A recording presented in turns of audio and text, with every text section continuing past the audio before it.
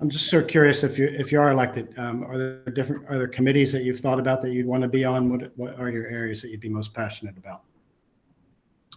I'm not really focusing on that. It's focusing about having the race and just winning first. I'm not here to pick out paint colors or anything like that. I just it's more important to just be focused on running and winning the race.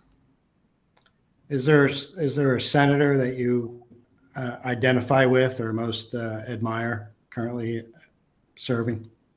Sure, many of them, but Bob Casey. I think if Pennsylvanians are pleased with Bob Casey, then that's the kind of person I would want to be mentored by, and that's the kind of example I would like to be. Do you consider yourself a democratic socialist in the Bernie Sanders mold? Never. What I wanted to ask was, looking back, what did that incident in Braddock with the jogger, what did you learn from that?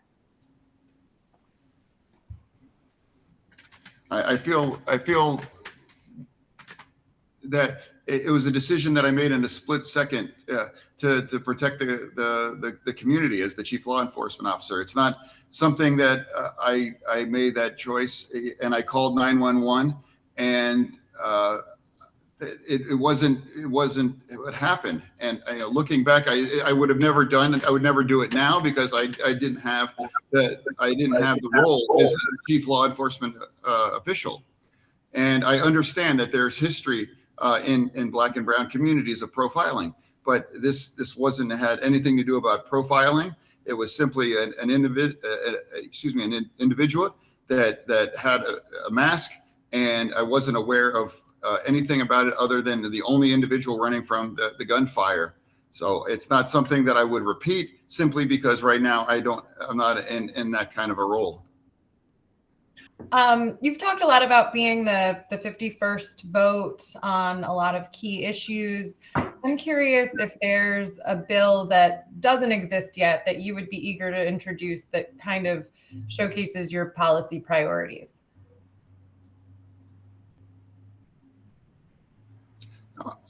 I just want to be the kind of Democrat that would not be like a Joe Manchin type of Democrat. I'm not criticizing Joe Manchin, but all of these bills that have come down, I want to be the 51st voter to support those kind of critical bills that we weren't able to pass, whether it's the minimum wage, whether it's the PRO Act, whether it's codifying Roe v. Wade.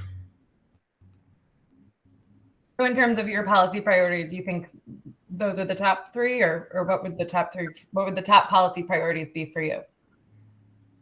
Yes, absolutely. One of the polls that they're showing one of the main concerns at the moment is inflation in the economy. What, if anything, do you think the Senate can do, or that you would try to do to address inflation? Well, I think we need to be pushing up and standing up more against the corporate greed. I think that's one of the drivers there. I think we need to make sure we manufacture more things in Pennsylvania and in America. And we have to continue to push to have strengthening out the supply lines and make sure that we do whatever is possible to address that. I mean, Dr. Oz doesn't understand it. He doesn't even understand shopping and realizing. So if you don't really understand an everyday kind of experience, that's really can't be expected to address it, especially when you are in bed with the corporate interests or whatever stand up to the kind of greed, which is also help drives it. How specifically can a senator address corporate greed? What can you do from the Senate about that? Yeah, just pushing back, using your platform and drawing attention to just how important that is a part of driving inflation.